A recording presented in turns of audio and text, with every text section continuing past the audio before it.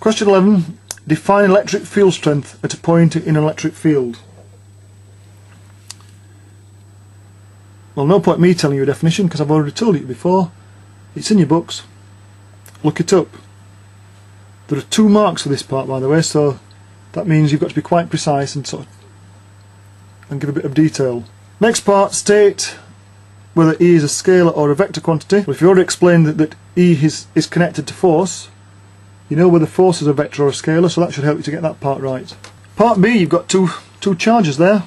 On the first part, calculate the magnitude of the force exerted on the 4 nanocoulomb charge by the -8 nanocoulomb charge. 2 charges, got to find the force on each of them. Let's look at our data sheet. Force between 2 point charges, and there's the equation for it. So you put the values in for Q. R, of course, is the distance between the charges. And don't be put off by the fact that the question says find the force on this charge caused by that one.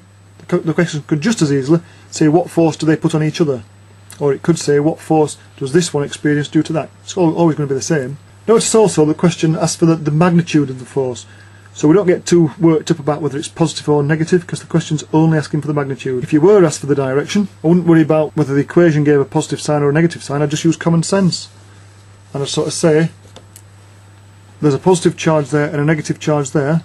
What direction is the force that this one experiences because of that one? But the question doesn't ask that, so we don't have to worry. Determine the distance from this charge to the point along the straight line where electric potential is 0. So to be able to do that, you need to know about electric potential. And of course, you only get potential 0 between 2 charges if one of them's positive and the other one's negative. If these were both positive charges, then there wouldn't be anywhere where the potential was 0. But one's positive, the other's negative. So how do we do it? Well, let's have a look at our data sheet. The equation for electric potential, this one here for radial fields, 1 over 4 pi epsilon naught Q over R. And notice that the data sheet is actually wrong, because that shouldn't be an R there. I did point that out to you during the test. So the potential 1 over 4 pi epsilon times Q over R. So if I was answering this question, I'd draw my 2 charges and I would say that the position where the potential is 0 would be a distance x from one of the charges. And the question asks for the distance from the 4 nanocoulomb charge. So I'd choose a point there and I'd say that distance was x. If that distance is x, if x is in millimetres, then this distance must be 80 minus x. And then I say, at x, there's a potential due to each charge. Because this is the positive charge, there'll be a positive potential due to this charge. This is a negative charge, so there'll be a negative potential due to that charge. But since x is the point where the total potential is 0, these 2 must cancel out. In other words,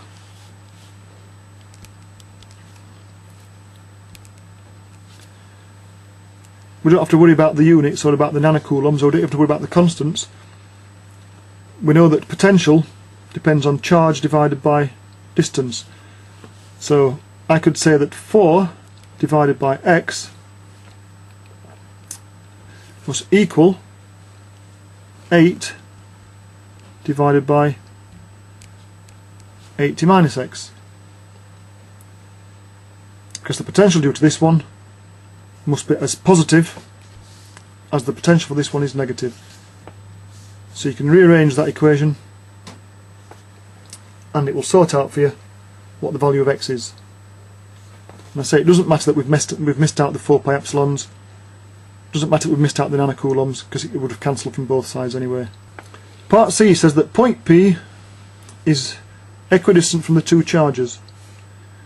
Draw 2 arrows on the figure above at P to show the direction and relative magnitudes of the components of the electric fields at P due to each of the charges, and then you find in the resultant.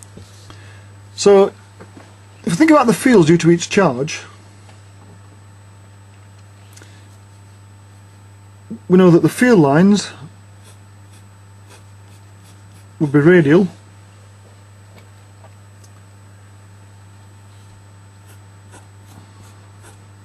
now the places where the two fields meet, of course, you get a more complicated pattern, but just for each field on its own, the field lines are radial. So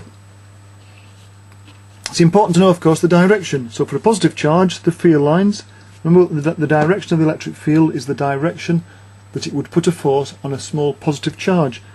So the field lines come out from a positive charge and they go in to a negative charge. So if we think about this point P here, it will be on the field line that comes straight from that charge, and in that case it's going to be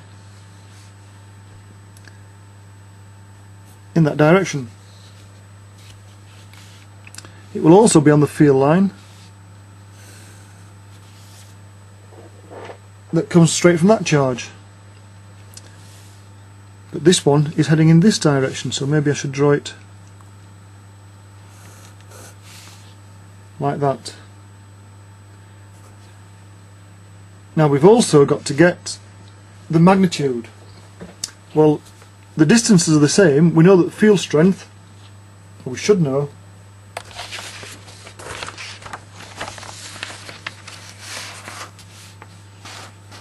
that field strength is given by Q over 4 pi epsilon naught R squared. Well, R is the same for both charges at P, so which field will be stronger? The one from the biggest charge. So this component of the field will be twice as strong as this component. Which makes you realise that whoever drew this question didn't leave enough space to do it, really. Because if I've got to draw the field strength, I'm going to draw a line to represent the strength of the field.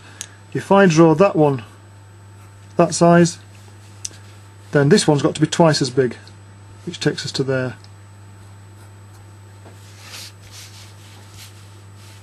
If you're doing this with a ruler, you could measure it. Invent your own scale, as long as that one is twice as big as that one. And then it says, draw an arrow labelled R to represent the direction of the resultant field. Well, just like adding together forces, we add together electric fields.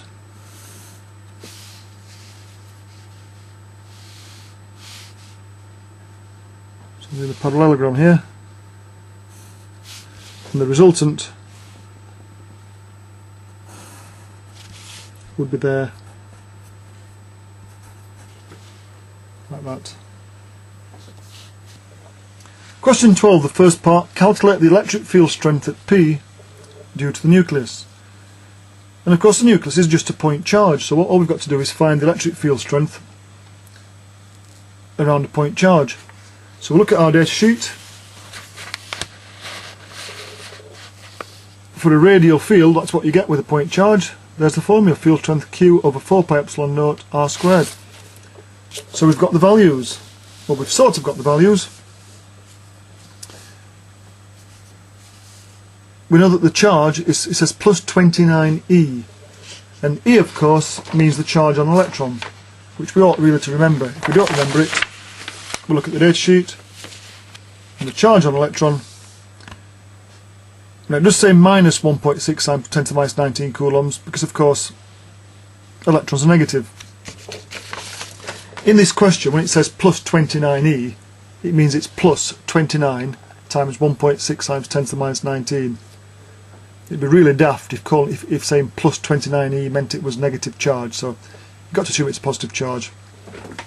So you can't go wrong, unless of course you make the schoolboy error. The formula for field strength has got R in it. The question tells you the diameter of the atom. Amazing number of people forgot to halve that to get the radius. But if you do find the radius, you can't go wrong, you find the field strength. Second part, find the gravitational potential at P due to the nucleus.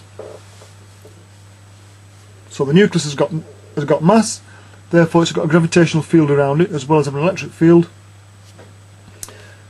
It's obviously going to be a radial field, so to find the gravitational potential, if you can't remember, we'll get the data sheet out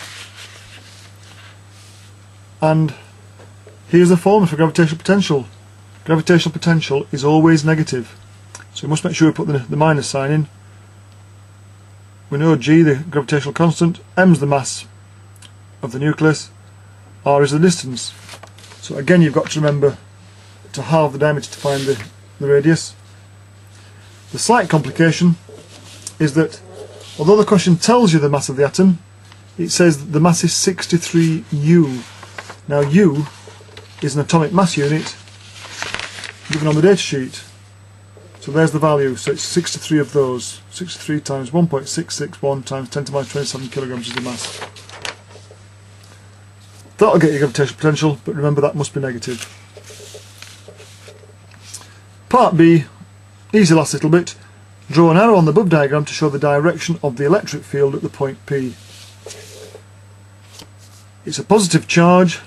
We know the field is radial. Because it's positive charge, we know which direction the arrows are going on those radial lines. So all you've got to do is think of the radial line that goes from the nucleus to P. What direction is the arrow going to be there? And then at P you draw an arrow in the right direction with the arrow headed going in the right way.